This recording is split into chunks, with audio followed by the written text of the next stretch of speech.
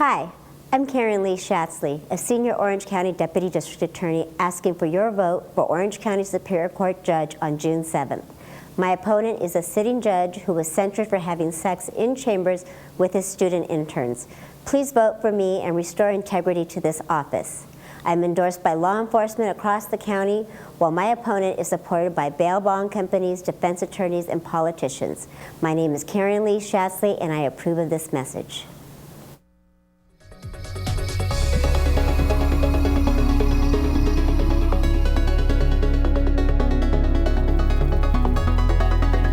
Welcome back, where you just saw that spot that was up, and our next guest is indeed Karen Schatzle. She is running for Orange County Superior Court Judge, and I'd like to welcome you here today. Thank you. And we were just talking briefly how important it is to vote.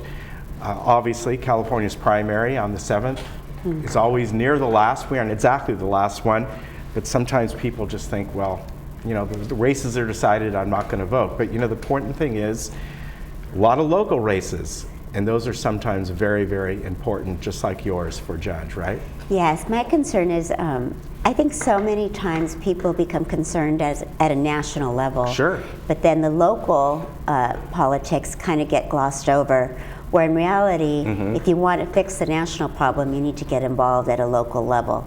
And being a Superior Court judge, you're more inclined to come before a judge than you are anything else, whether you're getting a divorce, whether you're a witness, a victim. It actually could impact your life dramatically and is more likely to impact your life when you appear before a judge. So I feel it's important that people get to know their candidates and make an informed decision when they vote, and in fact do exercise their right to vote.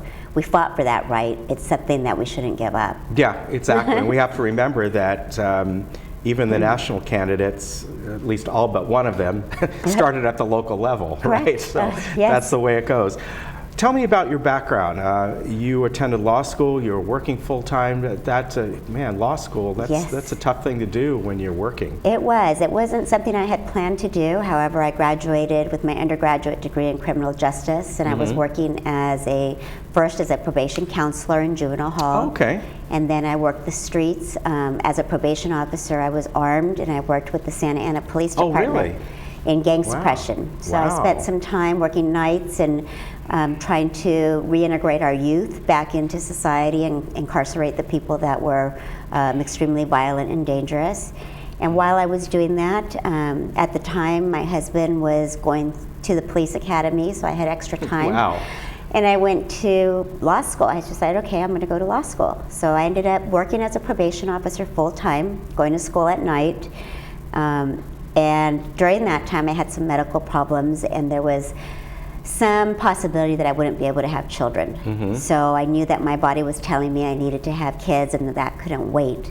So I also started a family. I was working full-time, going to school at night. I had 2 kids in law school, and I was pregnant with my third child when I sat for and passed the bar exam on my first try. Wow. That's fantastic. So obviously you went to law school locally, right? I did. Okay. I went to school at night locally, straight through for 3.5 years. I never had a break, not even during the Christmas sessions. But it was worth it. You kind of just do it. You don't think about it. You just take each day one day at a time. And at the time that I finished school, I applied with the district attorney's office. Our county at that time went into bankruptcy, so I was kind of... Okay, so this is the mid-90s, Yes, okay. I was waitlisted with the DA's office while I was still working gang suppression. And I thought I don't want to just waste my legal career because I'm waitlisted due to bankruptcy, so I applied to the FBI at the same time. And I was actually scheduled to go to Quantico for the FBI. I was offered a position. At the same time, I was offered the position with the DA's office. Okay, so you decided with your kids and family, stay local. Yes, that I stayed local. And it was a good decision. I've been now with the district attorney's office for just over 23 years. Wow. And I naturally kind of went towards a path where I prosecuted sex offenders, child molesters, physical child abusers, shaken baby cases. I've seen some horrible acts of violence towards very vulnerable victims. And so as I was doing that, and I was sitting watching what was going on in both my office, the district attorney's office, and on the bench while prosecuting sex offenses, I was headed towards a managerial path in our office when I saw some things going on that I didn't like. I didn't like what was happening in our county. Primarily, my opponent had been investigated for sexual assault, and while on the bench, he remained on the bench. They investigated him. It was released to, I believe, Chapman University discovered that there was something going on, because while he was a judge, he was also an adjunct professor at Chapman University. So in the end, after the investigation, what he ended up admitting to was that he in fact invited students, his students from Chapman, to watch the court process, then invited them into chambers and had sexual relations with at least 2 of them multiple times during the day, and then would write letters to my DA, the elected official, to try and get them jobs with our office. So he was having sex with his students during work hours, after work hours, at the county facilities. And after the investigation, he was simply censured and moved. He's still sitting on a felony calendar presiding over very serious cases. And then I saw very qualified people from my office, homicide lawyers, running for open seats and not taking this challenge to remove him. And I thought somebody needed to do it. I didn't necessarily think it was going to be me, but when nobody came out and was willing to take on that challenge, I thought with my background and with the type of cases I prosecuted, I couldn't sit back and not do anything, because I felt I would become part of the problem. And I've asked victims of violent crimes to stand up for what's right, to be a voice in the courtroom, to empower them to be able to say this isn't right and we're not going to stand for it. So I couldn't really sit back and think that here I have had children, 11, 12 years old, who have taken the stand in very serious cases and showed that bravery and not do the same thing. It has been difficult for me because I am going up against the establishment. Our local officials are supporting my opponent and are dissatisfied with the fact that I've decided to take on an incumbent. They have indicated to me that there's this unwritten rule in Orange County that once you're a judge, you don't challenge that judge. You just really? I wasn't aware of that. I wasn't aware of a lot of things, actually. But it's been a learning experience. It's been character strengthening as well. And it's been empowering, because it's standing up for something that's wrong. And I truly believe that if the community knew what was going on, they would feel as if they were being defrauded and that their elected officials are misrepresenting what's going on in our county. When you think of a judge, you think of somebody that is above scrutiny, that lives their life to a degree that is impressive. And what the reality is not the case. So I'm trying to reach those local people, let them know that they have an option, that they should make an informed decision, and that what is represented to them is not what is occurring.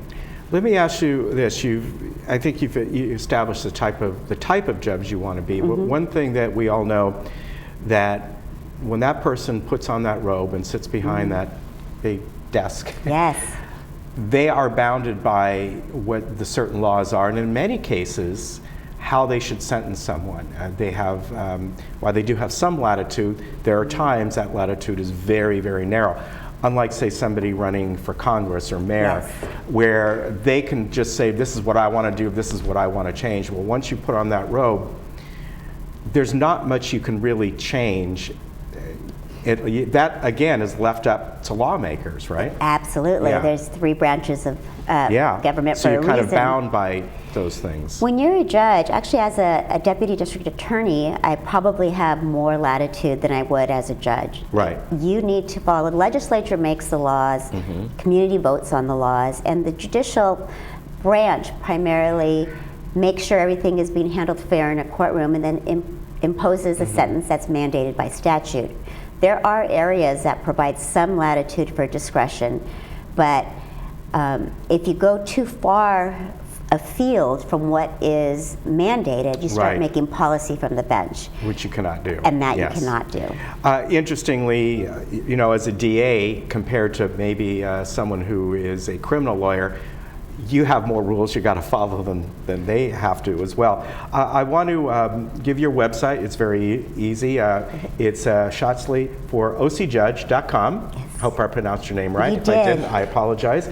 There it is on the screen. Remember, Tuesday, June 7th. Now, many of you who vote by mail, you should be getting that ballot, I would say, in about a week Yes, or two, right? Yeah, because I got the notice. I haven't gotten it yet, but I did get the notice. But most of you should have gotten that sample ballot. And if you look and look and look, it might be the 4th page over, you'll Yes. see all the judges' names. Again, unfortunately, they're usually towards the bottom. Yes. That's the way it is. But as Karen would say to you, and any candidate that comes on, our primary is important too, even though maybe some of the national spots are It's extremely decided. important, yes. Good to meet you. Thank Good you luck very to much you, for having and me. I appreciate you coming on. Thank you. Thank you very much. Thank you. All right, we'll be right back. Very good.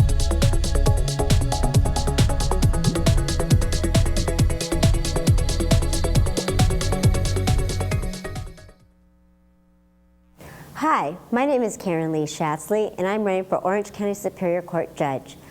I have been a career prosecutor and have dedicated my life to prosecuting child molesters, sex offenders, and career criminals. I am opposing the incumbent judge who has admitted to having sex in chambers with his law interns and writing letters of recommendations to get them jobs. I ask for your vote to restore integrity to this bench.